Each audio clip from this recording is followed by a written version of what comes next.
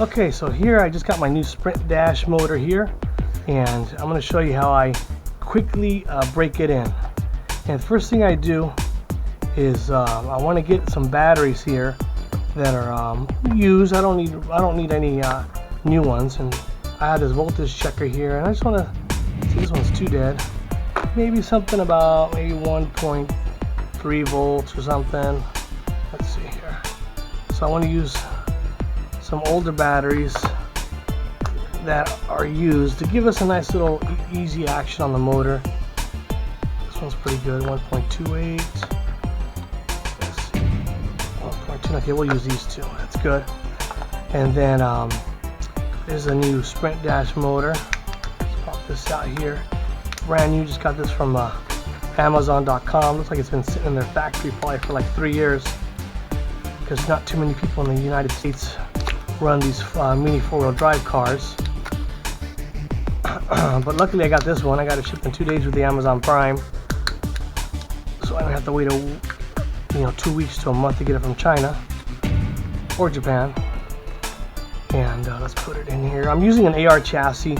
This is my retired chassis that I didn't want to use anymore. It's kind of old. Not old, I mean it's kind of bulky, and I don't really like it that much compared to some of the lighter chassis. It's just really it's like I think it's built like a tank personally.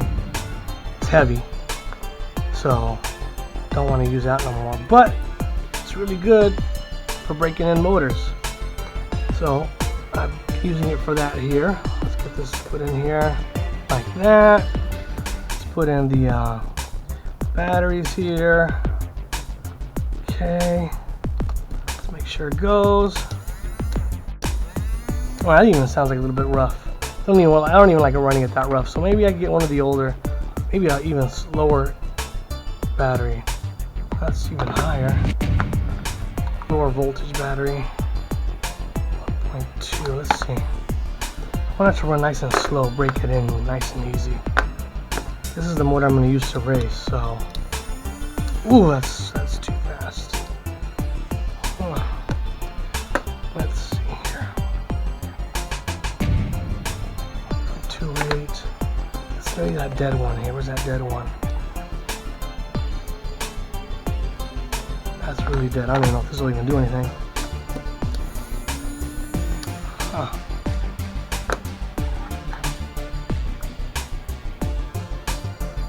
Let's do it too. Let's see if this even works.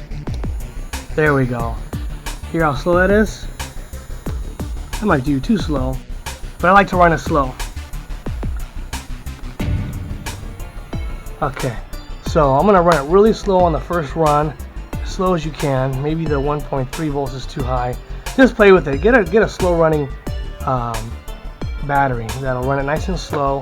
Then I'll run it for 5 minutes here on my timer on my phone. Run it for 5 minutes. So let's run that. Okay, and then I'll just let it sit there for about 5 minutes. Let that run.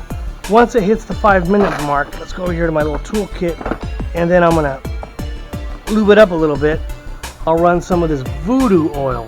This is really good stuff. You could throw a couple dabs of this oil right before a race. It's like putting nitro oxide in your motor. It gives it a little bit more punch for some reason. It's got some special chemicals in there along mixed with the oil. That's really good.